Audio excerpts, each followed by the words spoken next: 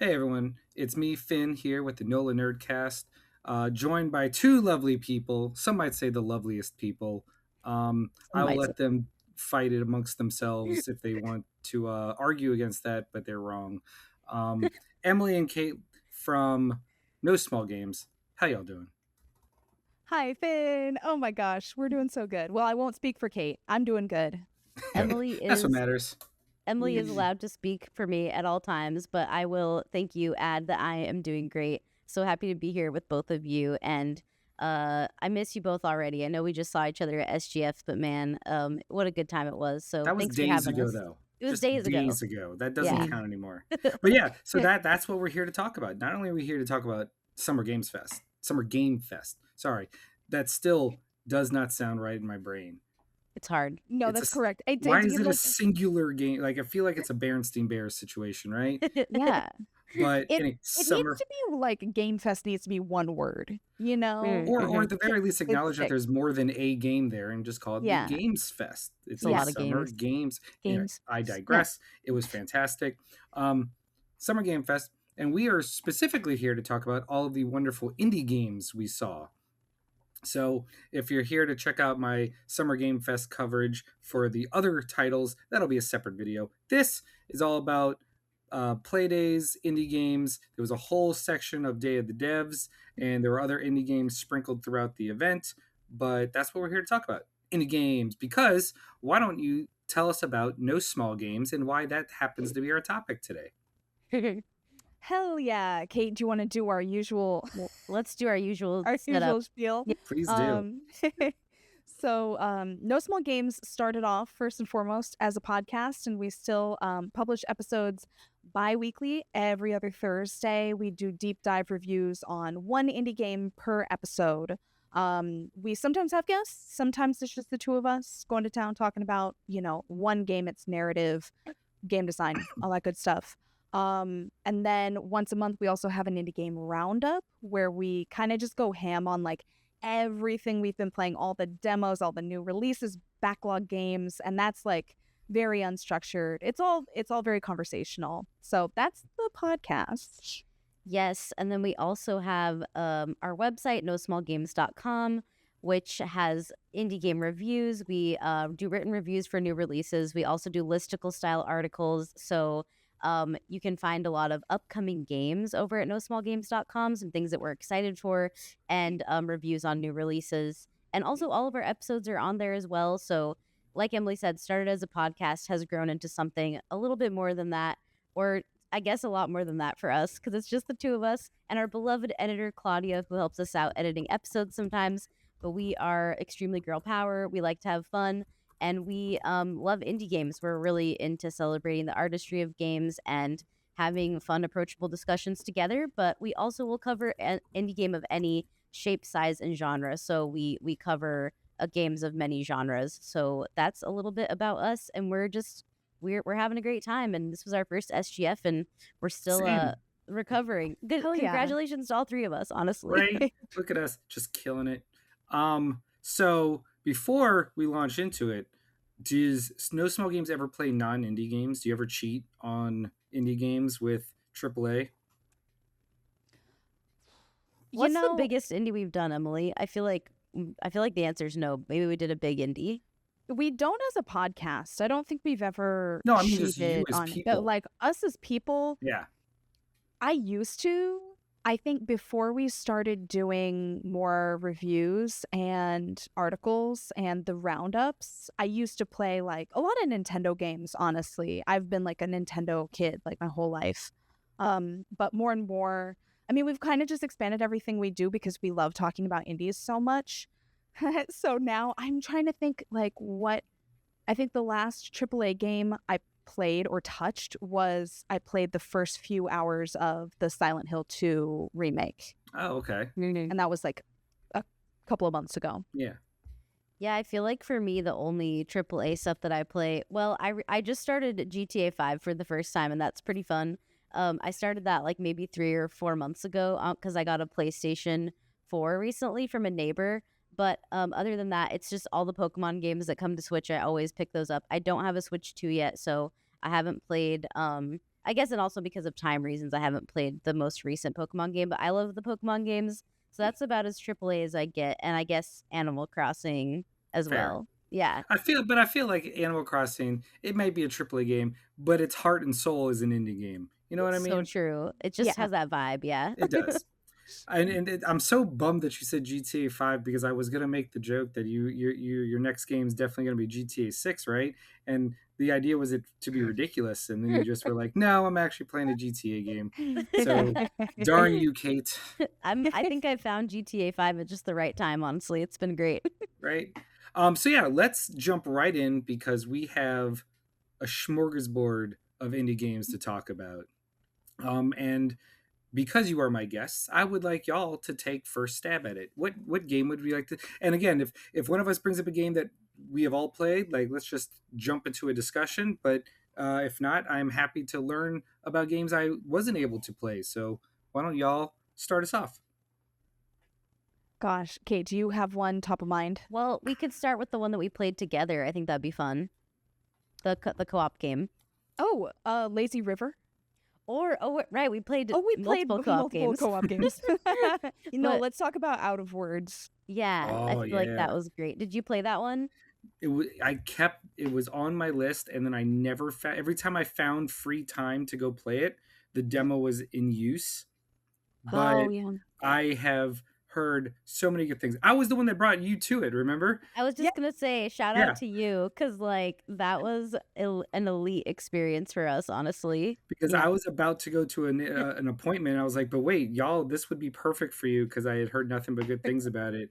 And a good friend of mine was in the booth for it. So I was like, let's make this happen. So please break it down. Out of words.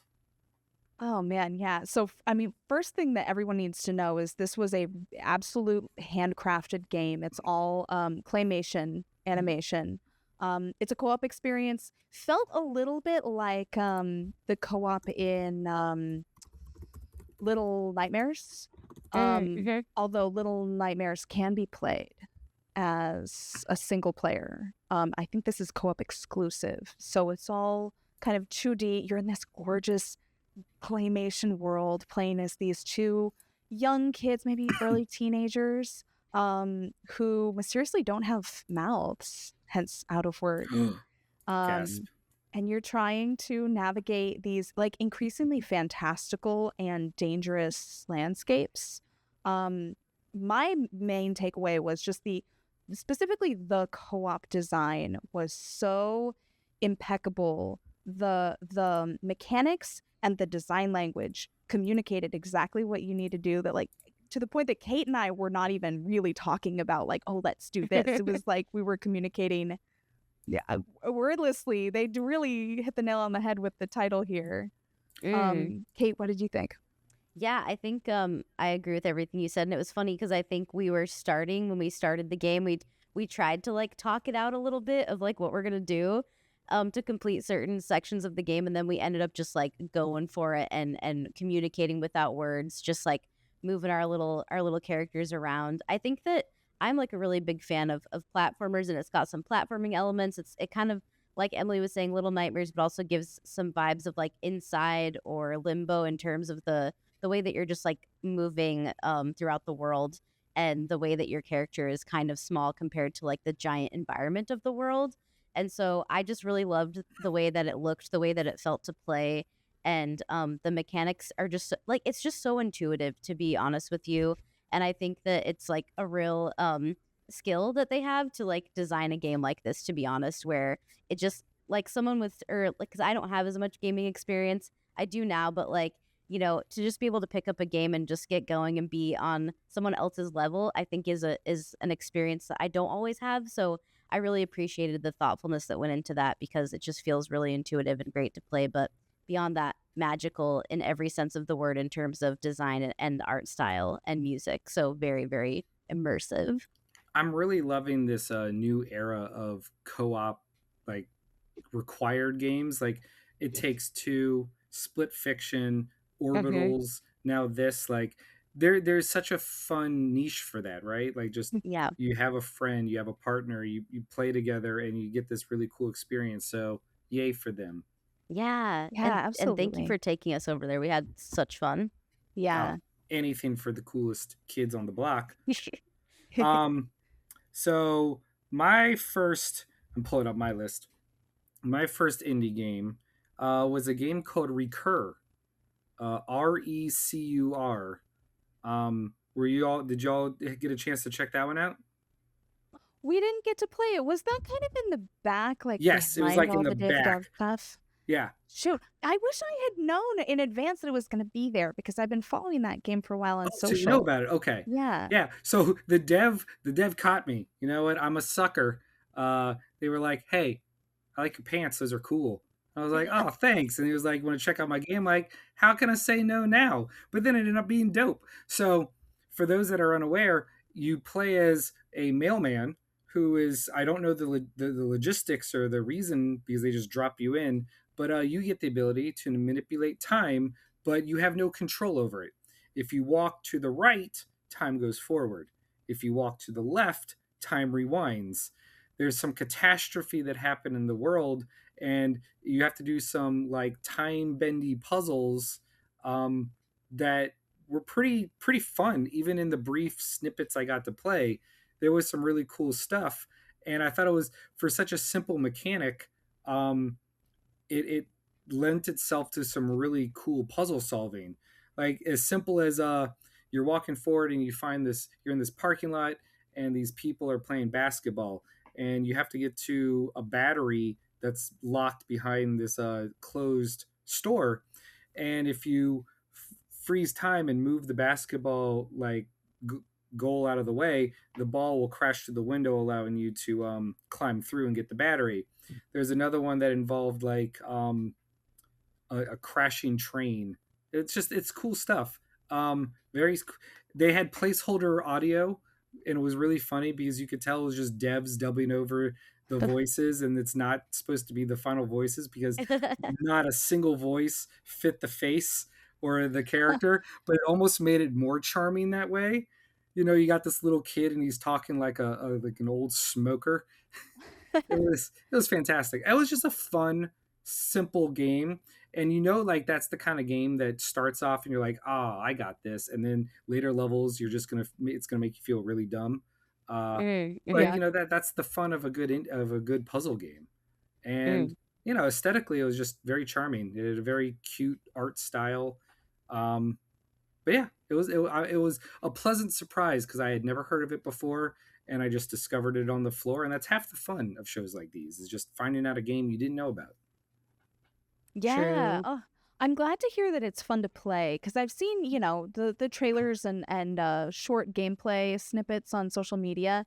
I think the thing I've been trying to wrap my head around is like, what are the puzzles going to look like? Like, how do you, if time is always going forward, if you're going forward and always going backwards, how do you then like, how are you able to change things meaningfully? So it's cool to hear some like specific examples of what those puzzles look Well, like. I'll give you one more example. So you have to grab something off of a truck that's moving in a line of traffic, but by the time you get there, it's moved past you. So you can go and manipulate a clock at the train station, making the Oh. conductor think that the train's late. He starts the train then starts going across the track, stopping traffic. And then when you grab the battery, you have to go and reset it so that traffic starts moving again. But now you have the item that you need, and it's stuff like that. It's pretty cool. That's so clever. I love that. It sounds Yeah. fun. What about wow? What's our next game? Oh gosh. Ooh. We got to talk about Ithaca, which was at Day of the Devs. Yes. Yes, Okay. I have that pulled up. This is a fascinating game. Actually, Kate, do you want to describe it? Well, I just feel like this is one because you were playing it and I was listening, which is something that we do sometimes when we're demoing games at PAX, or we'll take turns playing, both people or each person listening and playing, but a lot of times I'll throw on the headphones and Emily will play the game. So yeah, this is just like I want to say this is vibes based, and I Emily did kind not of see this game. this game is so cool. Yeah, Ithaca, and I thought I saw on the thing it said like Road Odyssey, but maybe that's not in the title. It's looking like it's not in the title, but basically this is like I'm gonna say vibes based narrative road trip RPG. And there are a lot of themes in this game about the environment and eco-terrorism and environmental resistance. As far as I understand, you're playing as a woman who is an environmental rights lawyer, and she's just like driving and vibing. And so like you're gonna take phone calls, you're gonna get texts, you're gonna hear music, and the audio is all designed in such a way where it's like when someone comes through the phone on your Bluetooth while you're driving, it actually does sound like that. Like it sounds like you're on the phone with someone from the car, like using Bluetooth. But so there's a lot of thoughtful audio design that goes into it, but also just the visuals are so like gorgeous, and they're realistic, but they also like beyond in the environment can kind of look a little bit surreal sometimes, almost like you're in this like beautiful dream. Does that feel kind of accurate to you, Emily, based on how you perceived the game? Yeah, being in a beautiful dream is very accurate. From what I understood, and the demo, kind of like the demo with Recur, it just sort of drops you in the middle of the game, so you're trying to figure out what's going on in this world. It seems like maybe the Greek gods are real in this world, hence some of the dreamlike scenery. And your main character is, it seems like on a mission to maybe go do some eco-terrorism, but she has a long drive ahead of her, and it kind of has that vibe of like when you are going through it in life and you just need to hop in the car and drive for like 6 hours and like clear your head and think about stuff and call your friends and like so that's kind of what she's doing. And so you have all these relationships that seem like they're developing as you're like calling and texting. The car is self-driving, by the way, too, so you're not that like helps. texting. That's good to know. And there's like stuff that you can find kind of tucked away in the front of the car too, so you're kind of like looking around, looking in your like glove box and stuff. So it's like, even though you're just in a car the whole time, it felt really interesting and immersive and very detailed.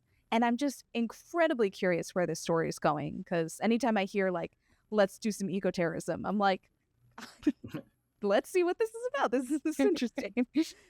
That's awesome. Yeah. My next one is ostensibly a party game, or at least an exclusively multiplayer game. It's N plus Infinity times 2. Did either of you play that? No. Are you familiar with the N plus series? A little bit. And we saw the announcement in the, oh gosh, was that in Day of the Devs? I think it probably was. I think so, yeah. Yeah. So N plus it came out like, I don't even know how long ago. I'm gonna look it up. Hold on. 20 years ago. Damn. Wow. I remember it was one of the original downloadable games. Not original, but like an early downloadable title for PS3.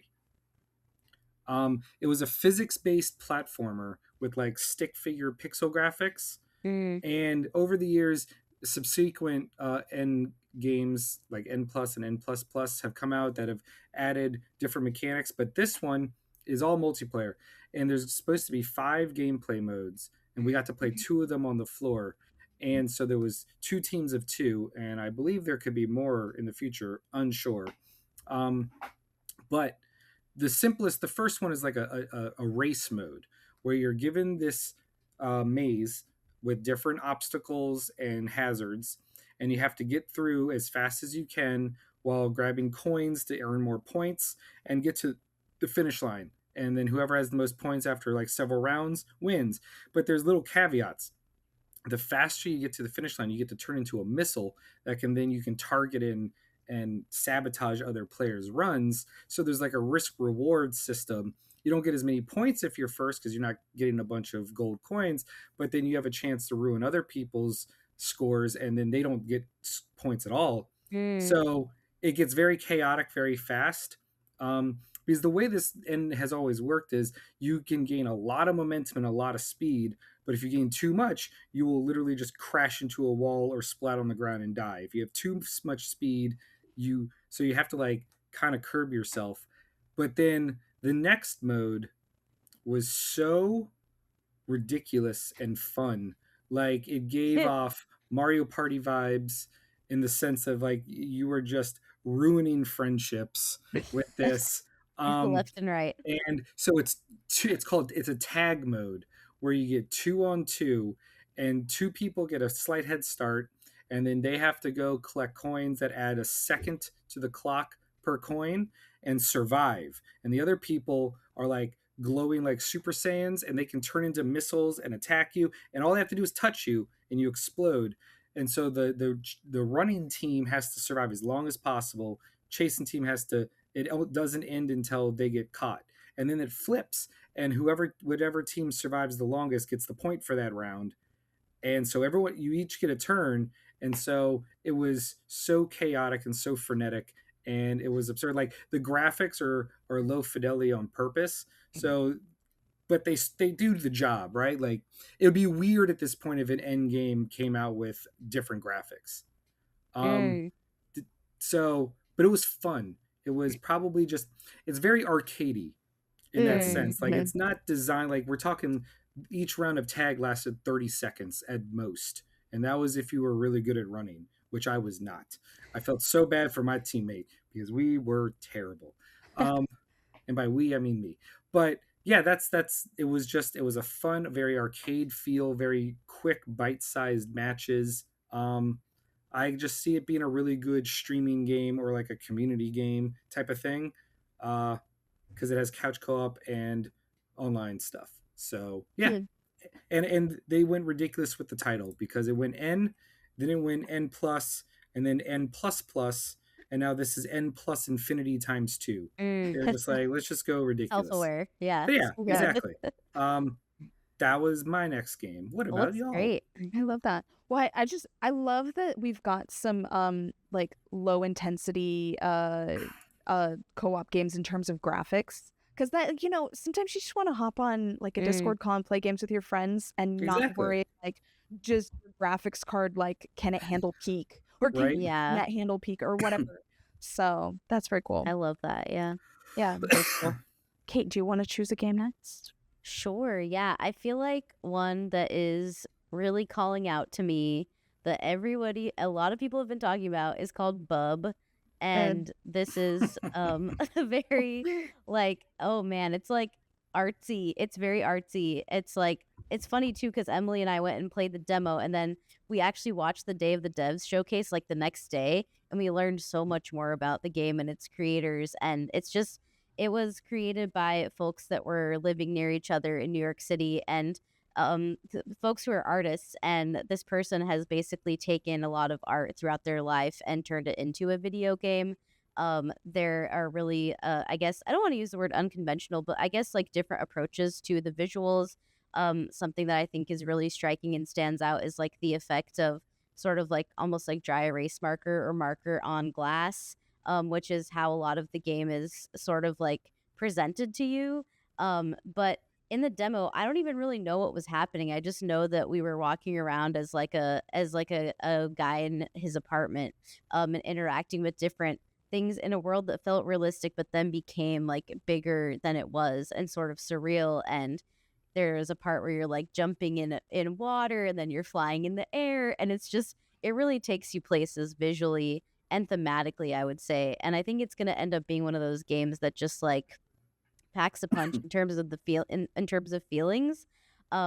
So and probably like themes around like creation itself and being an artist and having connections with other artists and just like being a person who creates was kind of the vibes I was getting. But I just think it looks really unique and special, and it feels that way too. And then when you learn about the devs and their story, I think that it's definitely going to be one that I'm looking forward to. And I don't think they said when it was coming out. Did they say 2027, Emily? Or did they say? I don't know that they said. They maybe just said coming soon. But I don't know. I just think it's right up my alley in terms of like weird art game that is meaningful and tender. So that's kind of like right up my alley. So I'm excited for that one. Yeah, the voiceover was really beautiful too, because the quality of it was almost like you're listening to somebody talking to themselves, or like, and then it sort of transforms into an internal monologue. Just like the game itself starts, like you start off in your apartment and then it kind of turns into a memory, and it's very haunting. Yeah, I agree. I think that one's gonna be really, really amazing. That's awesome. Yeah. That was one of the games that I heard about, but I never got a chance to get to. So it's always fun. Like with as much as we had with 3 full days there, it somehow was not enough time. Can't do Yeah. it all. Yeah. Yeah. So true. It's a cool problem because I feel like, at least with, correct me if I'm wrong, but I mean, you also go to PAXs, and by the end of a PAX, you're like, I've already done everything. Mm.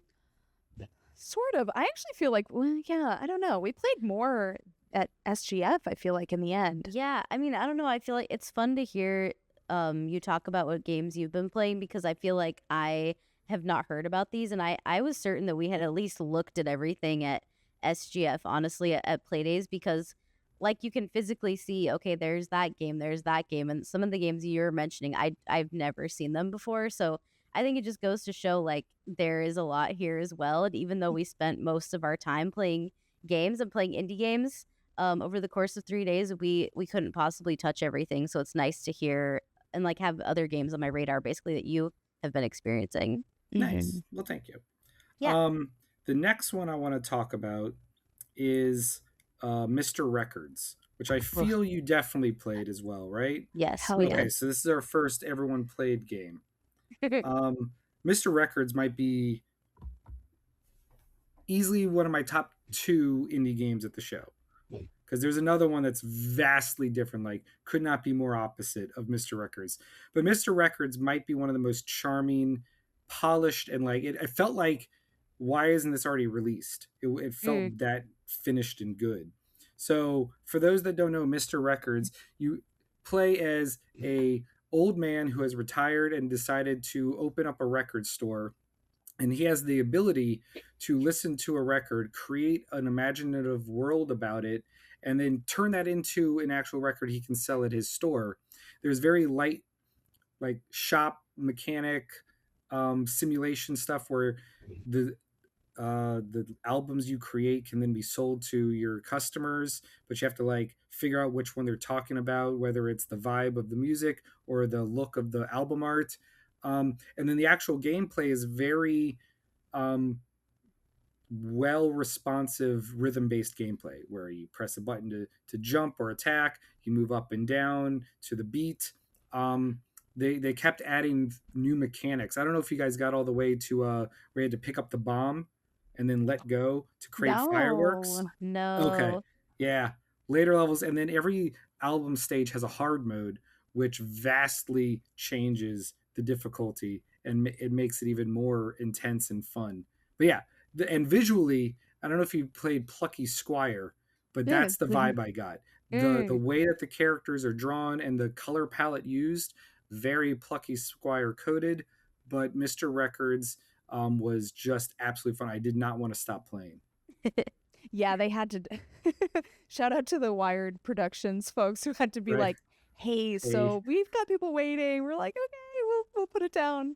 We were like sharing the Steam Deck between us. I'm like, okay, I'll do this song, and then Emily, you do the next song, because we didn't have an appointment, but they were kind and like, oh, that's nice. They got us in there. Yeah. They made time for us, so we didn't get a ton of time with it. But honestly, this was one where when we walked away, I was like, I'm upset that I can't just play the whole thing right now. Know. Yeah. It's so good. I'm going to look something up while you guys talk about your thoughts, because I want to know if it has a release date.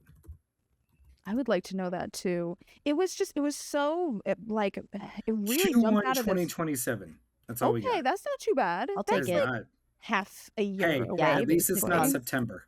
Yeah, we'll take it. True. No, but I agree. It was like incredibly snappy on the Steam Deck. Just really, it like jumped out at you from the Steam Deck. I don't know that I've ever seen such a vibrant game. And I love my Steam Deck. I'm playing games on it literally every day, but this really felt like a different experience. It reminded me gameplay wise a lot of Bit Trip Runner, which is one of my favorite all-time favorite indie games. But yeah, just so snappy. The music is so catchy. I forget how many, like dozens of songs that they created originally for the game of all different genres. Oh yeah. And they're all like equally beautiful and wacky at the same time, which kind of is the whole vibe of the game. Yeah, I love... Oh, sorry, go ahead. No, please. I It's was your just turn. gonna say I agree with what Emily said there. Like I love how each song was like, okay, here's the Mr. Record spin on a funk song. Here's the Mr. Record spin on like a country song. Like I love how they kept their identity so strong and clear musically throughout while giving a nod to other genres to keep it interesting. Like and that I could tell that as the player just by playing through a couple of them. And like there's so much more to look forward to in that regard, I feel like. So I like that you called that out, Emily, and I feel like that is a true accomplishment there. I think my favorite level of the demo was the Western that Mm-hmm. heavily featured mustard, ketchup, and hot dogs. Yeah. Just Yes. the visuals that accompany each level just get more and more absurd, and it's so much fun. It almost feels very cinematic as the song picks up and hits different like crescendos. The visuals on screen start getting a lot more energetic, Mm. and it's just fun. And the game does a really good job of slowly layering in new mechanics and difficulty so that you feel equipped to progress. I don't know. It was awesome.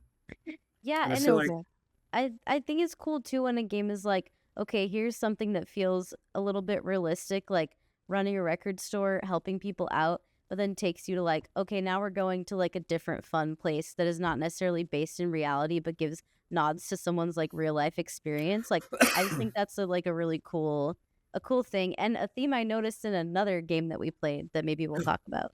maybe you Ooh. can talk about it next. That'd be a perfect segue. I Well, I just want think to wait. Can I oh, go also ahead. just shout out like romanticizing being an old person? I Right? love that Yeah. Mr. Records is doing. I feel like some other games here are doing that too. But Mm. They gave right. Mr. Records way too much cake, though. That man had no right to be have that big of a He's caked badonkadonk up. as he walks around in his undies, just tantalizing the audience. Like, come on, have s- have some Oh my Something respect, to god. sir. aspire to. Oh, that's so funny. Actually, I was hoping Emily could talk about the game that I was thinking of because she played it and I got to watch her play it. But it's called Victor's Video Vault, and I feel like it does something similar in the regard of like I'm running a shop, but then it turns into something else. This is crazy because Oh, this yeah. is now like the fourth game in a row that I did not play that y'all did, and I haven't even Shiny. heard of this one. And I think that's awesome because it just goes to show just how many games made it to play days. So please tell me about Victor's Victory Vault. So this was actually at the Mix on That might be why. Friday Okay, night. yeah. Um, and so this is kind of a horror adjacent game that takes place at like a Blockbuster movies in like the mid 90s, I guess. And so you're playing as like the store manager, and you have to just like do kind of like supermarket simulator type things. You've got to like put the game cartridges and the VHS tapes like back out in your store and like do other kind of menial tasks. Then the day ends, and this is like the horror part of the game loop, or I guess it's not necessarily horror. I don't know, TBD, I suppose. But whatever the last customer checked out or checks back in for you, that movie then sort of takes over the video store at night. So it's almost like a Jumanji scenario where it's like in the demo that we played, it's like a disaster movie.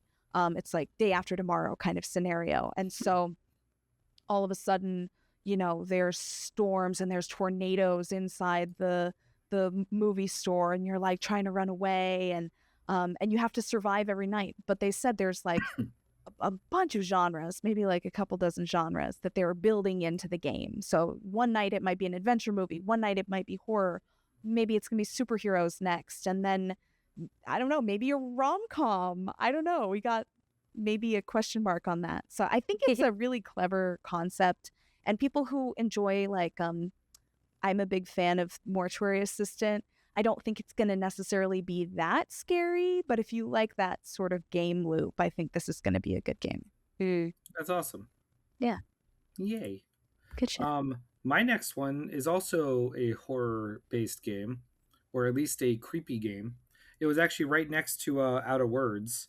It was End of Ooh. Abyss, Mm. and it they actually showed it at the Summer Game Fest like showcase, the presentation, It was the one that was the isometric top-down, like twin stick shooter, where you are in a diving suit, I guess, and I don't actually know what the plot is. It just kind of drops you in. It looks like a dilapidated, like underwater or some kind of facility. And in the demo, you're tasked with turning on the generators, and then you quickly start finding that you have to fight these infected corpses. Very Resident Evil, very standard. I'm not going to say it's rewriting the genre on that, but atmospherically, it really does a good job of setting the mood. The light, the camera is pulled out, but you only get a small visible area around you, and the rest gets progressively like dark. And then the sound design, you can hear things but you can't see them. And they have this one enemy design that's like a walking hand, like, but giant, and it launches at you. Terrifying. Hate those guys. Killed me. Not a fan. Don't like them. I don't like scary games. I'm a big baby, and this I'm not counting it as a horror game, but it made me feel very tense, which I guess is the goal. But like the gameplay is very standard twin stick shooter style. One moves, one aims, and you can shoot, you can dodge. It's got Souls-like mechanics in the sense that if you go back and save, all of the minor enemies have respawned, so you can't just clear an area out, go back and heal, because now you're doing it all again. But yeah, like the demo was pretty beefy too. I never reached the end. I could have kept going. I don't know how far it went, presumably until I turned the power back on. But I thought it was fun. I thought it looked well made graphically, aesthetically, vibe wise. It really hit the notes I feel like they were going for. And yeah, I mean, there's always a room for a good twin stick. True.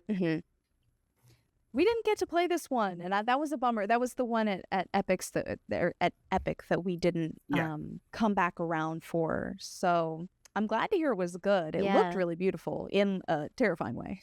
Exactly. Like, beautiful and terrifying. Yeah. Speaking of beautiful and terrifying, Kate, do you want to talk about Tenebris Somnia? Yeah, that was the next one I was going to talk about. Emily is so locked into my brain at all times. It's freaking me out. Side note, at SGF, we kept, every time we ran into someone we hadn't seen yet, or that we didn't know, we kept accidentally speaking in unison, which I just want to make it clear, we don't do that regularly. Sure.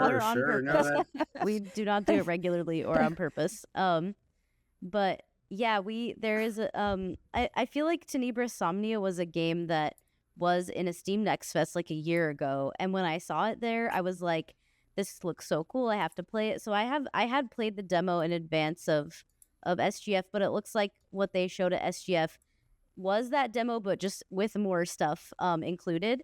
So I got to see some stuff I'd never seen before. But for those that don't know, Tenebris Somnia is basically a point and click pixel art horror game that it has live action cutscenes dispersed within the game. So that is wild. What a crazy combo.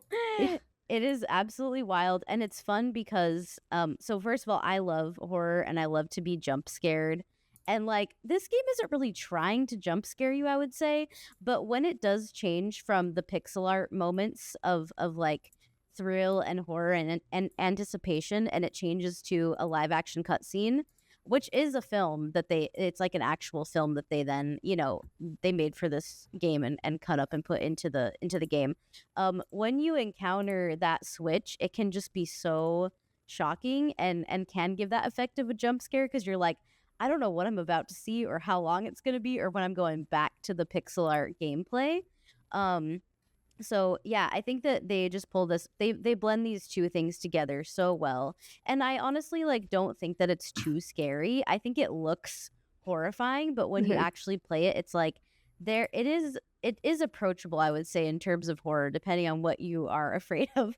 But I personally love pixel art graphics. I love point and click games.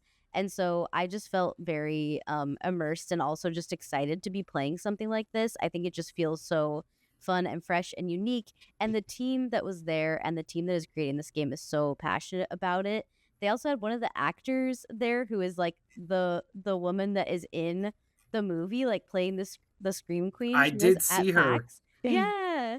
And so it's just like, it was just so cool for me to have played this game like a year ago, be so excited about it, and then to just see that it's coming soon. I think it got a release date of like October 15th or something like that. 16th. You were so 16th. close. I was so close.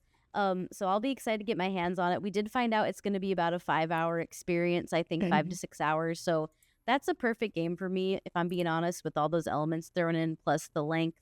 And it's offering a lot. There is combat in the game as well, but it's not super overwhelming in my opinion. So it was just great to see some more of the live action cutscenes, which they very kindly showed us at our appointment. So if you're a horror fan, I feel like you're really going to want to keep your eye on Tenebris Somnia. It makes sense that they are walking around with the little inflatable wrenches. Yeah. Yes. Yeah. Because for those that don't know, this is being published by New Blood.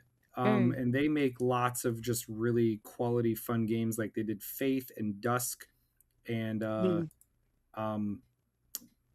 blanking on the other one that they did, but they do like lots of like retro looking games. Gloomwood was the other one they did. But yeah, they and their stuff is always cool. So when I saw that they were there, I didn't go play it because I'm scared. I'm a scaredy cat. But I'm happy to hear that you really liked it, because I didn't know about the combo retro 8-bit 16-bit looking graphics then combined with like hyper like realistic cutscenes, because it's literally just a movie. That's awesome. Yeah.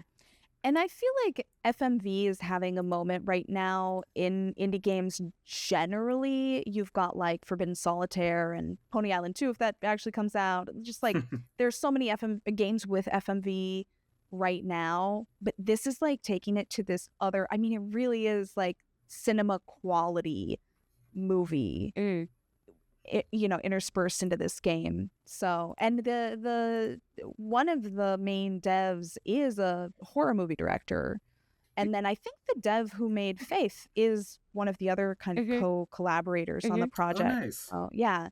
God, I can't wait. It's gonna be great.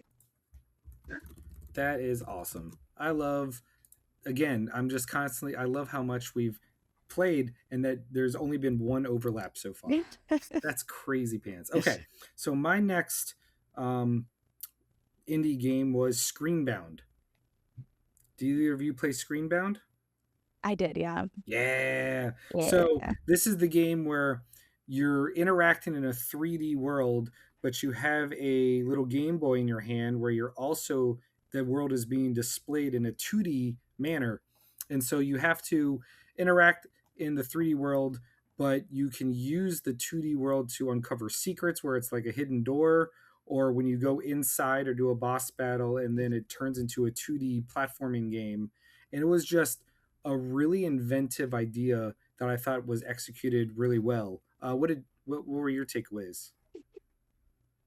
So this was another one that I'd been following on social media for a while, and I was nervous to play it because just the idea of having to navigate a 3D space and a 2D space and be aware of both simultaneously felt like, oh my God, is my brain big enough for this?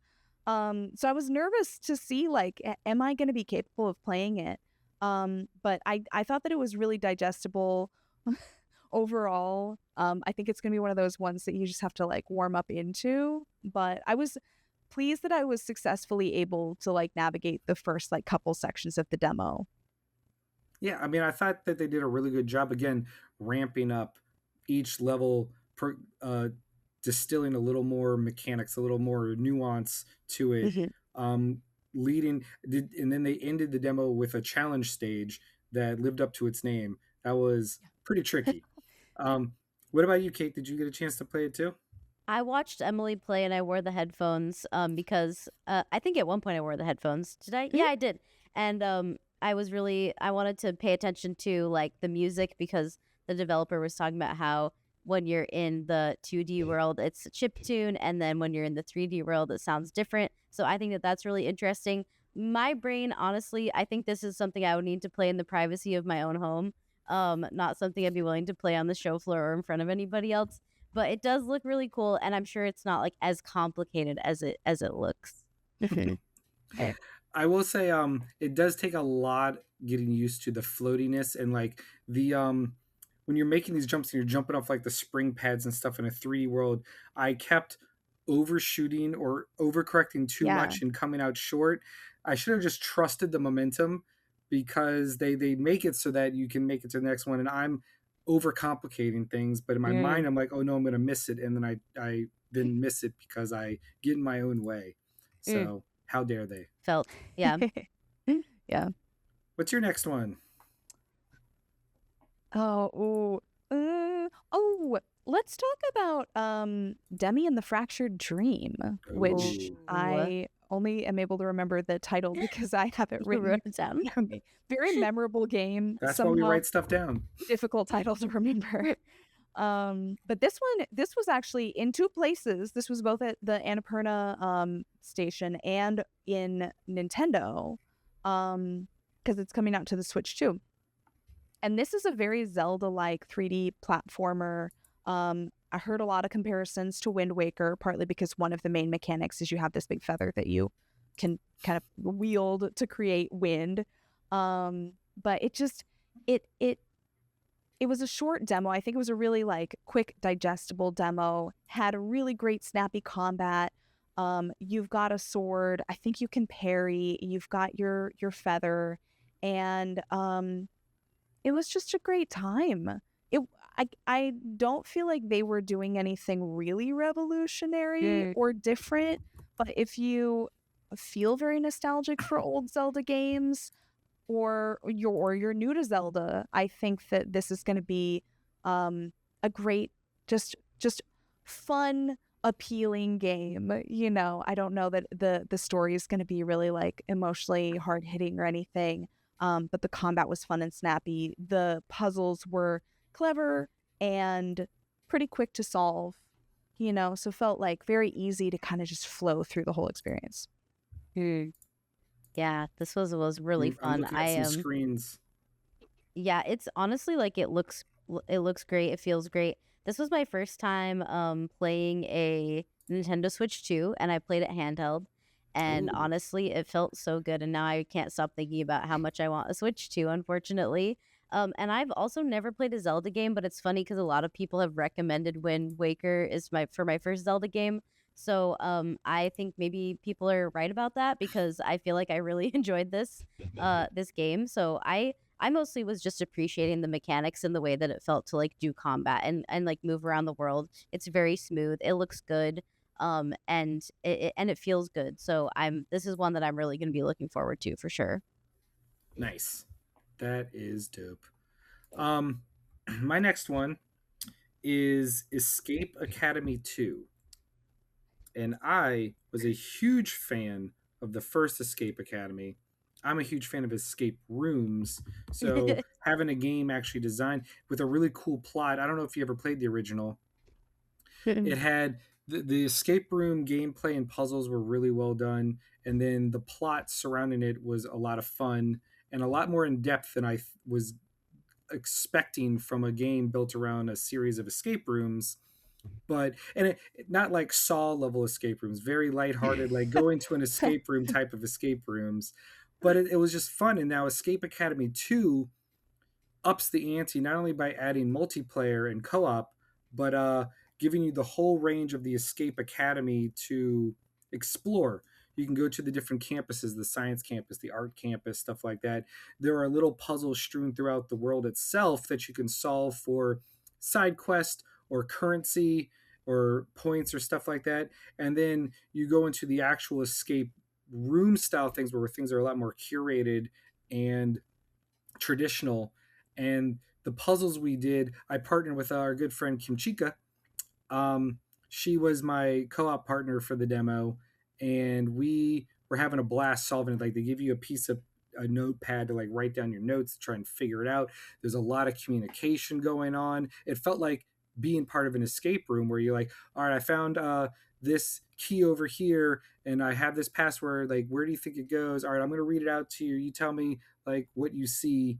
It was just a lot of fun. Visually, it's very charming. It's got a really cool color palette. The art style is unique. The dialogue is told in visual novel style like cutouts with really cool character designs. We got to do 3 escape rooms as part of the demo.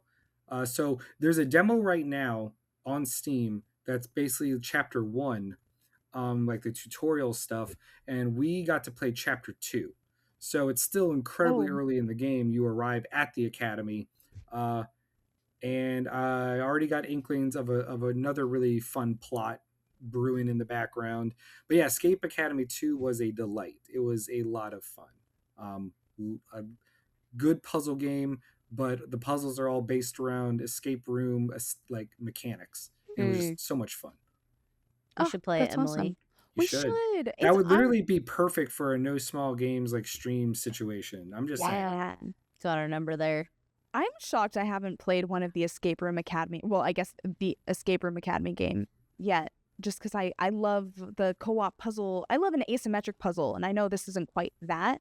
But I also think that puzzle escape rooms just should translate so naturally into a video game. So I love that. I also didn't expect that there was any plot, to be honest. So that's cool to hear that it's actually like kind of fun. That's cool. Yeah, no, it was so much fun, and I highly recommend it. So Nice. Yay. What you got? Oh man. Wait, Kate, are you picking one? Am I picking one? I think we should talk about Lazy River. Let's do it. Oh God. Do you want to explain it? Do you want me to? We can tag team. I feel like you go first. Tag team. So this is a friend slop game, lovingly friend slop complimentary, where you and your friends are at a water park, and some kind of horrible disaster has happened that turned everyone who was touching the water into zombies. So everyone, as it like it happens on a Saturday in the middle of summer, and so now you have to escape the water park by floating down the river on like a raft that you are base building as you go, and there's all kinds of crafting, and you have to find materials. You find an axe and cut down wood, and like you're building like a whole ship basically that's gonna float down this river. And all the zombies are weak to water because of course they are. Ashes to ashes, dust to dust, I guess. Water zombies to water. So you're finding like pool noodles and water guns and all kinds of silly weapons to water balloons, and just trying to survive. And I had just the best time. I think the fun thing is like the river is right in the middle of the map, and the map isn't too huge, so you're not necessarily going to get lost or like super separated from your team if you go off on your own to find materials and stuff for crafting. And I loved the physics of being on the floaties and the inner tubes. It just felt so good. It felt so realistic. You're like bobbing around in the water. So I think that the whole experience has a ton of potential. So if you like Peak or you like RV There Yet or something like that, I think this is going to be really similar. I'm looking at the trailer, and yeah, I definitely get that vibe. Yeah. Because I feel like, people, the genre of friend slop, I think, is so perfect. Even though there's different like levels of it, right? There's some that are like bad friend slop that look just like jank, and then there's some that are fun and very friend sloppy. And this feels like the latter, I guess. Yeah, I agree. I think the friend slop is the name is derogatory or sounds derogatory, but I think that it's actually like a huge feat of game design to design an experience that can be where a whole bunch of different people with different levels of experience with games, with different tastes in games, can come together and appreciate it and participate and get something out of the experience. I think that's huge. So I'm a big fan of this new genre. Nice. I only have 2 more to go through. I don't know how many y'all have left, so please, once I'm done, you guys can rapid fire to your heart's content. My next one is Blood Dungeon. It's by the dev that made Nidhogg many a year ago, and it's basically what would happen if Spelunky had a baby with Vampire Survivor. It was one of those Oh, games where like the auto shooting, like you rapidly level up and unlock new attacks and effects and buffs and for a never-ending wave of enemies. But instead of it being a top-down like isometric thing, you're put in this 2D like cave type thing, like dungeon, and you interact with the world very similarly to how Spelunky was. Like you jump and you can clamber up walls, and the controls are very like purposefully not very precise. You're very floaty. It's very silly. You can have different characters, but the one he recommended was this giant baby. Um, and you're fighting these ridiculous monsters and getting powers and trying to survive as long as you can. And it was fun.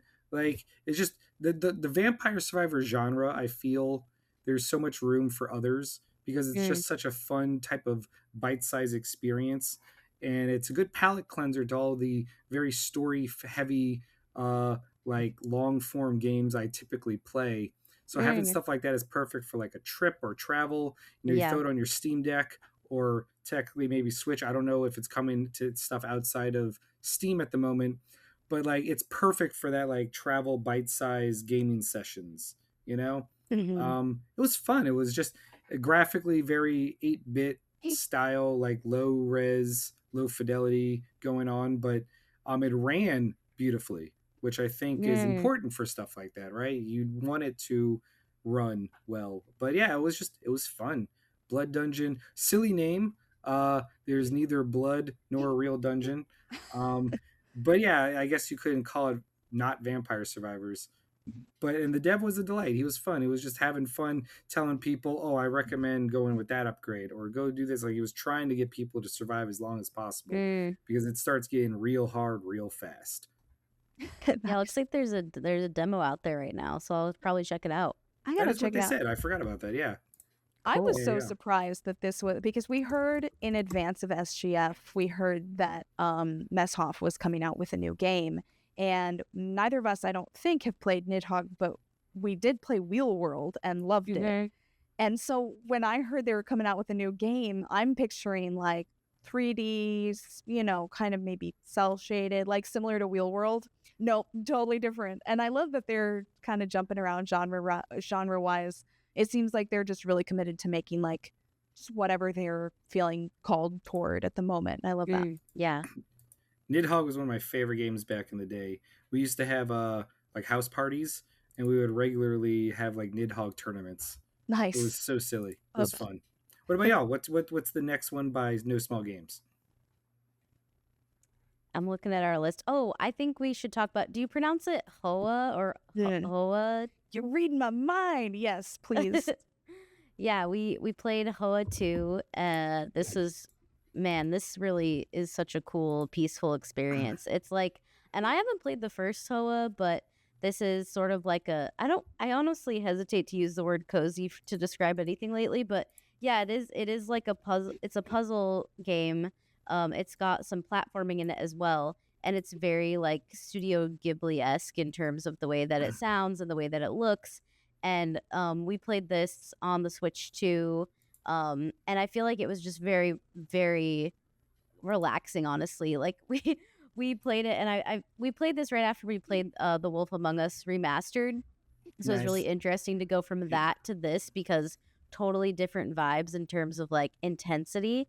But I think that the platforming felt great, and the puzzles were the kinds of puzzles that I really like typically, and I don't know how to describe them best. So maybe Emily, you could describe like what kind of puzzles they are.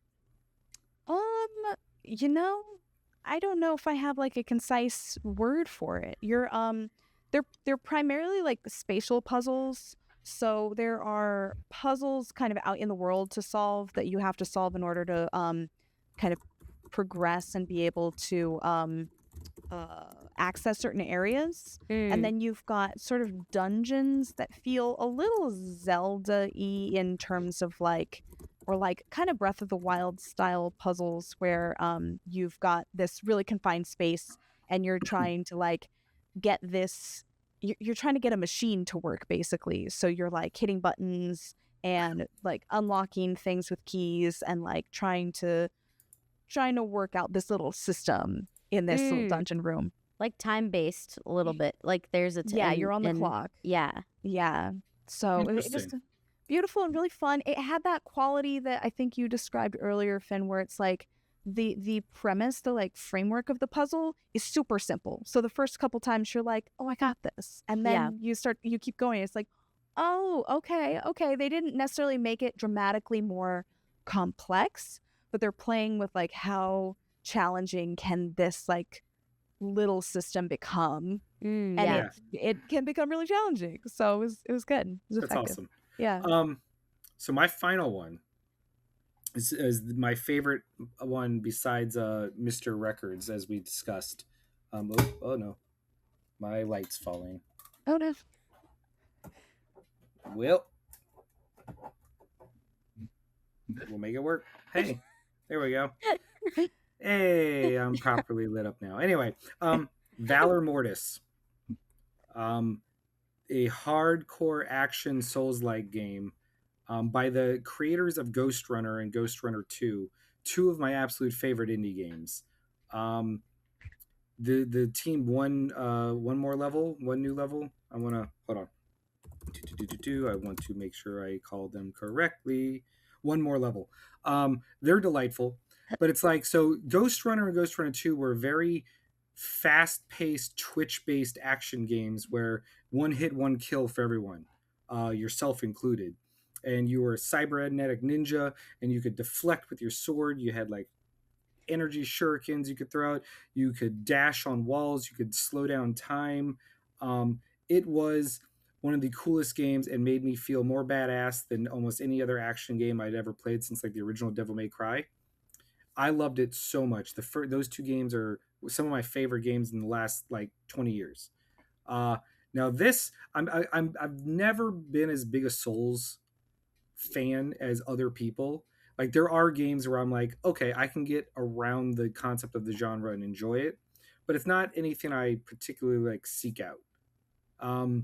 But this is set. It takes their first-person action expertise, puts it in a Souls-like shell, drops you in like French Legionnaire era, where what happens if Napoleon won, but he used like Eldritch forces he was not in control of, and now every corpse is a zombie or some hideous monstrosity that you now have to fix his mistake.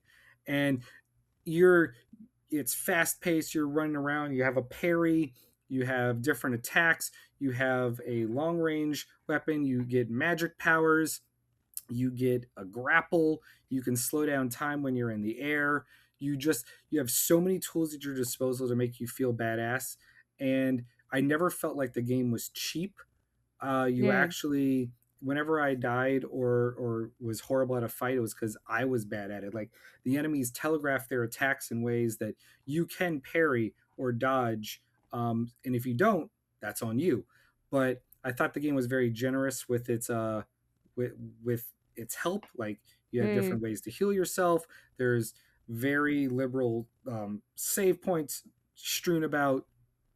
I did feel very proud that they said I was one of only 2 people to beat the boss at the end of the demo. Let's go. So don't call me a gamer, but it was awesome. I really loved it. It was so much fun. Like it's just, and I felt so bad for them. I felt my heart went out to them when I was like, so when's it finally coming out? And they're like September 24th. And I was like, oh no. You mean the same day as Control, Onimusha, Silent Hill, and a bajillion other games? And they're like, yeah.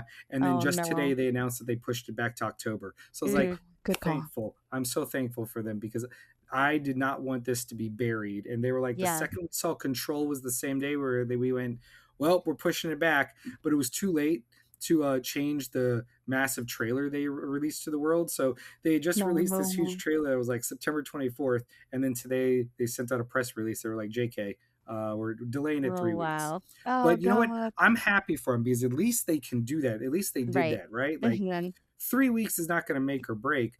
But if you're going up against 3 major AAA titles, even if your game is fantastic, you're going to struggle for that audience. You're going to struggle for reviewers and streamers to dedicate time to it. And in this fast-paced industry, going a week or two with no one talking about your game, especially when you're an indie developer, that is rough. Yeah. And so I'm really hoping that they find their audience in October, because this was so good and I love them and I want nothing but success for them. So yeah, Valor Mortis, go team. Nice. Congrats on beating that boss. Way to go. I gotta try this. I remember the trailer for it in III. I remember it was in III because Yes. it was III was filled with zombie games, and I was like, we even have Napoleonic War zombies. But that's great to hear that it plays really well It and really feels does. good. Oh, I gotta check it out. Damn. All right, it's all y'all now. Oh my god. We can do a quick. We won't maybe call out everything else that we played.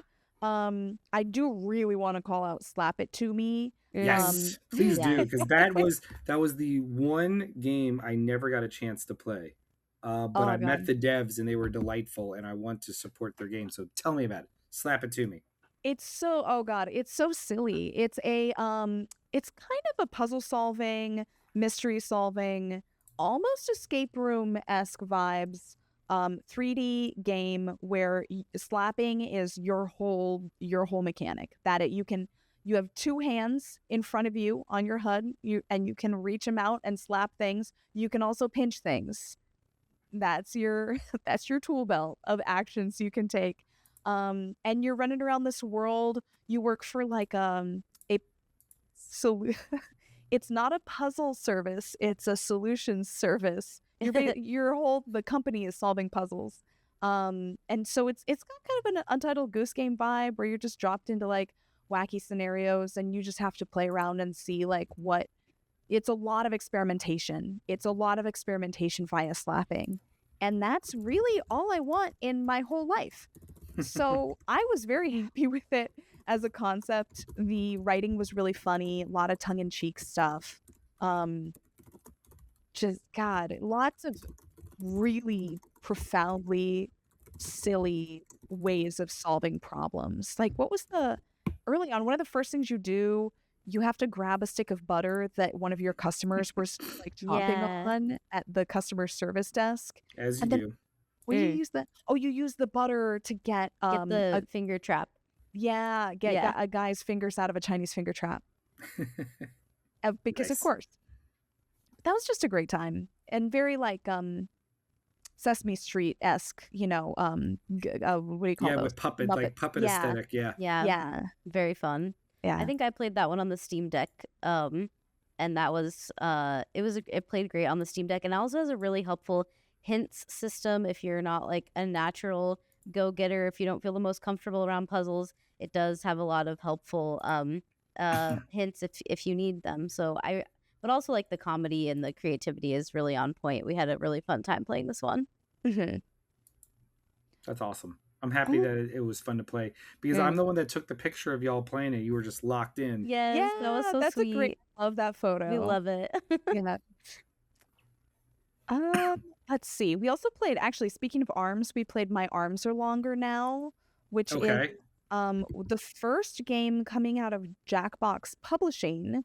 So a lot of folks will have heard of Jackbox games from like the party packs. Of course. But they're now kind of dipping their toes into publishing, and My Arms Are Longer Now is their first title. And it's kind of, honestly, a little similar. It's kind of Untitled Goose Games vibes, where you have this really long arm that like kind of snakes around this hand-drawn world, and you have different objectives, but it's very opaque, like how to meet those objectives. So again, there's like a lot of experimenting, a lot of pinching, and I think you can pinch and slap in that game too. A theme. Yeah. And Kate, you listened to that one. What did you think of the audio? I thought it was very funny. There's like a trend I've noticed lately, with the games we played at SGF, but also before that, are just like the games are starting to be more abstract and not, I don't want to use the word casual, but like with their voice acting, like I think that there is a trend of like having not super performative and crisp and clean voice actors with perfect diction, and which I love that we're kind of moving away from that trend, especially in video games and with indie games, because I think that it just makes games a lot more immersive and realistic and relatable when you hear people talk like the way that you talk, or you hear inner thoughts described to you out loud the way that you might talk to yourself or the way that you might write in your journal. And I feel like this game was doing that too, where it's like a lot of talking to yourself, and like, oh, should I do this, or oh, I don't want to get in that person's way.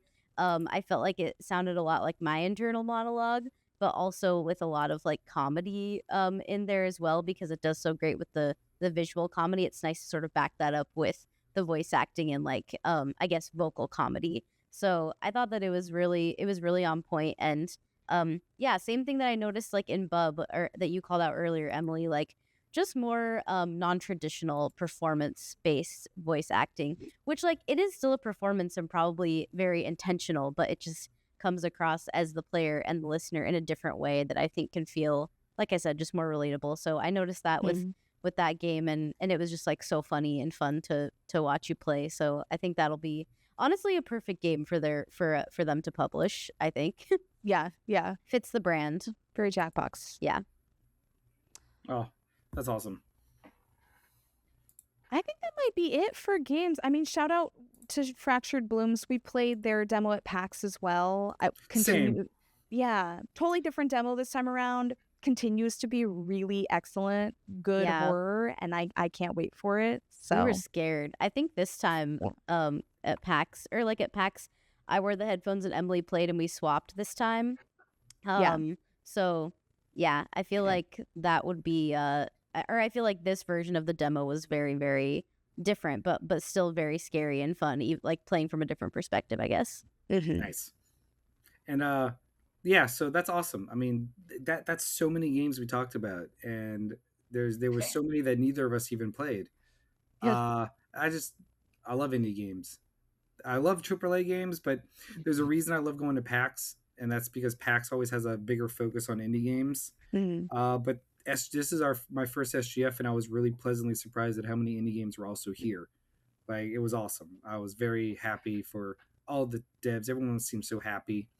But yeah, good times. What would you say was your favorite SGF moment? Ooh, gosh, favorite moment. I mean, I love the game so much, but it's really special to get to spend quality time with other folks who spend all their time also thinking and talking about games. So I think all of my most special moments were like, seeing people in the Playdays, main room, or getting dinner or getting lunch with folks, like, and then talking about what we played that day. Like, I think that's always going to be the most special part of any event like this to me. Nice. Yeah. I feel like it was like, I don't know, like, I think, comparing it to PAX, which we've done a lot, it just felt, for me, it was just nice to show up in a different way and to be able to experience the games in such a different way.